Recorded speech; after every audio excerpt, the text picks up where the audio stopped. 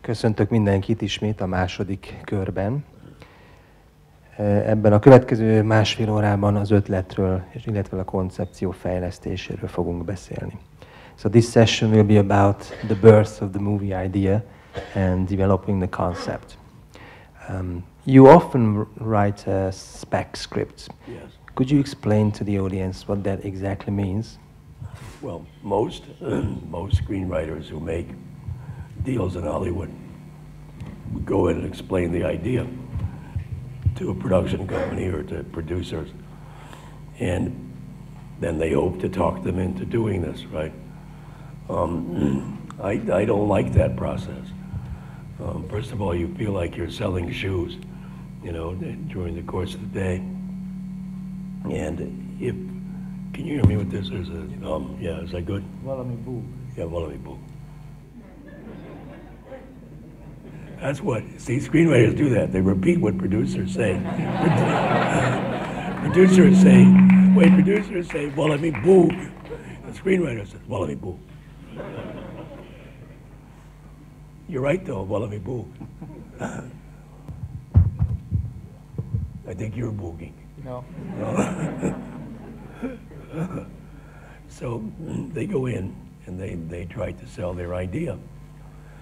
And some screenwriters go in to 2 or 3 different studios each day and try to. I'm just trying to see if the feedback is coming from my mic, No, it's which okay. is not. It's okay. But I don't like that kind of process. So what I decided to do very early in my career is not to do that, but to write the script myself and have it done, and then take it around and see if anybody wants to buy it. It's risky because, you know, sometimes you take it out and nobody buys it. That happened to me several times, and it's happened through the years more than several times.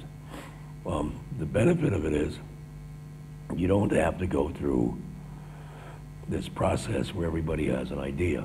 If you're talking about an idea, then studio executives and I mean the studio executives who are children who shouldn't be executives have ideas, right?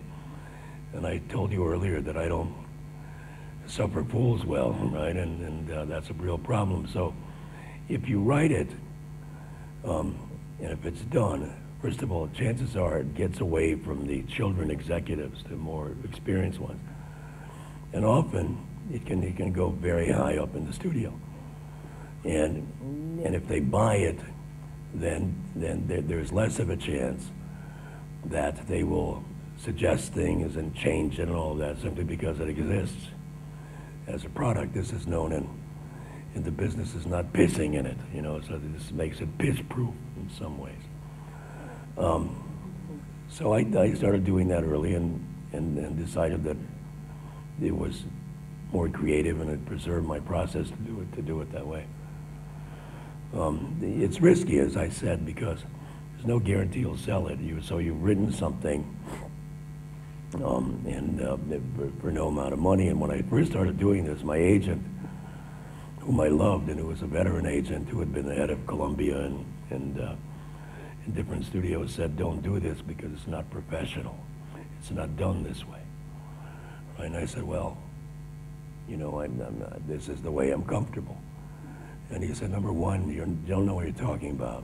Number two, you're Hungarian, so listen to me, okay? And just do what I tell you to do."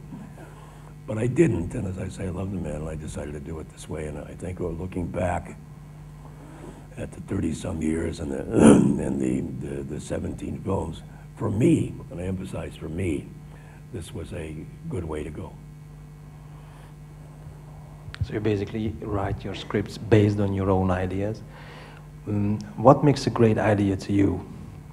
What is it when you feel like that I have to write a script about this idea? How do you feel when you have something to base the script on? That I have to just get out of my system and write?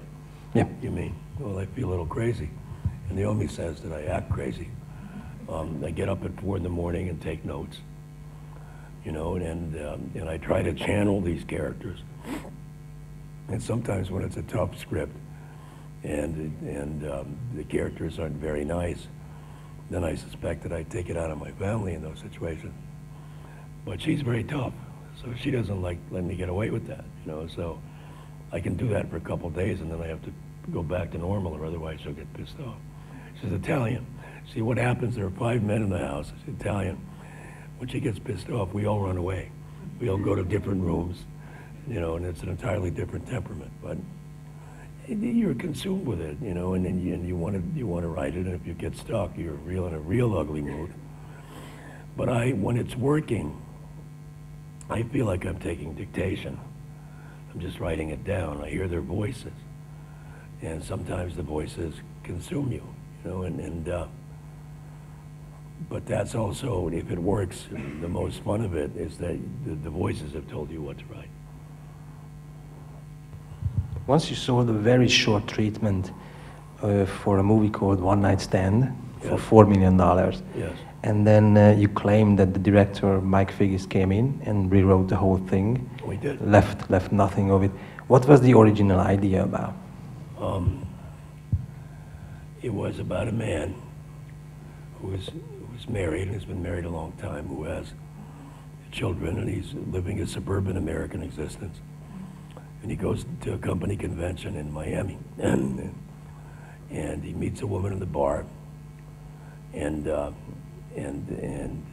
they go upstairs for one night, and they talk about most of the pieces about what they talk about and what happens in that one night. And she leads him to think that she's a hooker, but in the course of it, they talk about everything in their lives.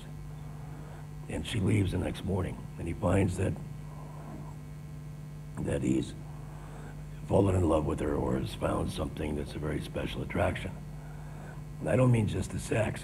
The attraction is the dialogue that comes through the course of the sex. So she's gone, and he goes back to home, to the wife and the kids, and he finds that he misses her and wants to talk to her. So he goes back to Miami and tries to find her. And he does. And he finds that she's not a hooker at all. She's a mother of 2 kids. She's married, and she's cheating on her husband, doing the same thing that he did, right? And then it goes on from there. And just in case I actually write this, I'm not going to tell you where it goes, but it's an interesting piece, you know. So do you agree with the saying that let me tell you, I'm sorry, I'm going to finish the story. What happened with is that Mike Figgis came in to direct it, and when he came in, he said that he didn't want to change any of this. He loved the piece, blah, blah. And New Line, who had paid $4 million out, said, great, you know, they paid $4 million, a lot of money for a studio. And then Mike's movie, Leaving Las Vegas, came out, and it was a big Oscar winner, and it did a lot for his prestige, and he suddenly became, you know, as we say, red hot in Hollywood. And then he decided, since he was red hot, that he wanted to change this, that, and the other, blah, blah, blah. And the studio let him, because he literally was the hottest director in town at that point. And when he started changing all this, I said, well, I don't want my name on it, then I'm going to take it off. And the studio said, well, how can you take your name? It's $4 million, you're going to take your name off? And I said, yeah. Legally, I can take my name off. And they said, well, we want the money back. And my lawyer said, good luck, forget it, you know. He's Hungarian, you can't get the money back that easily. So what happened is I took my name off, the movie came out. I had no credit on it.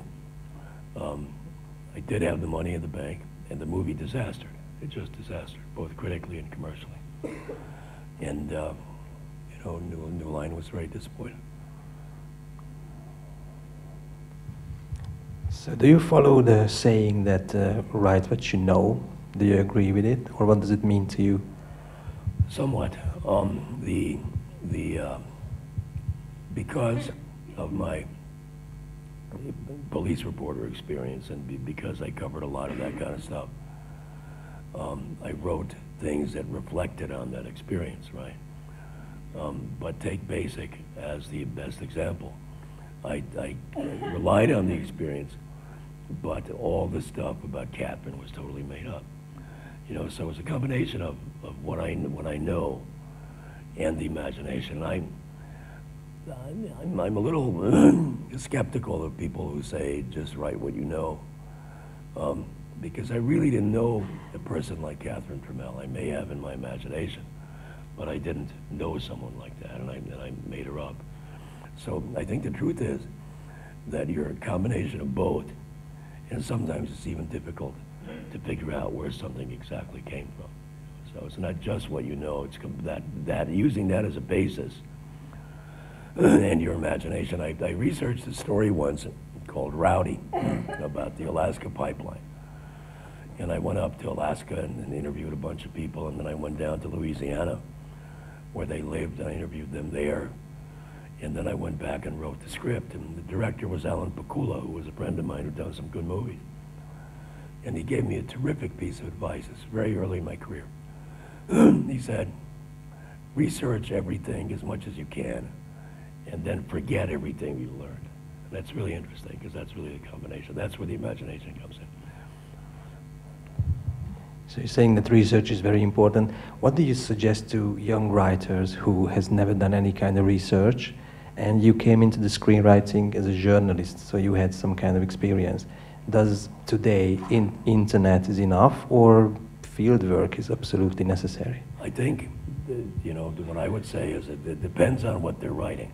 Certainly, if it's in this fantasy field, or if it's has a certain kind of magical realism feel to it, you know. I don't think the research is as necessary as in other places, but what I would say is don't be afraid of doing the work. When I did Music Box, you know, I went to Dachau and Mauthausen, and then I spent 2 weeks in Israel at Yad Vashem in Jerusalem, and then I spent a little over 2 weeks with the Justice Department and looking at what they had done. And it was invaluable for the piece, you know, and because it had a historical basis. But that was the kind of piece that needed that kind of historical basis for any kind of authenticity and power. Now, someone may be writing a piece that's totally different, it's magical realism that has, you know, surreal kind of undertones, and that isn't necessary for it. But with the reality-based piece, I think, for me anyway, research is always good. It gives me a feel, and it gives me a feel for the characters, and it gives me a feel for something that I can build on to create characters. And would you use your closest friends or family members as source material? Did you have any kind of conflict because of this? What kind of source material?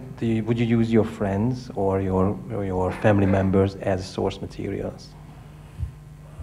Well, I'm trying to think how I've used my family in terms of source material.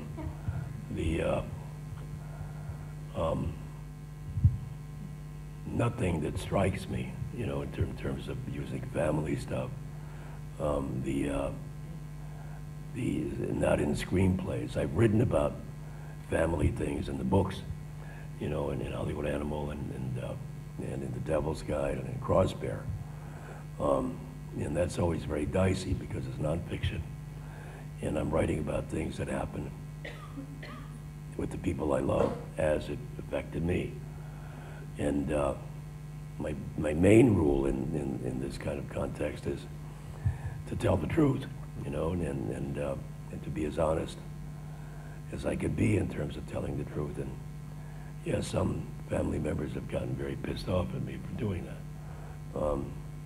Thomas Wolfe, not Tom Wolfe, but Thomas Wolfe, the novelist, who wrote about his family in fiction all the time, said, if you do this, you can't go home again, right? So far, I'm okay. It's all right so far. But it's dicey.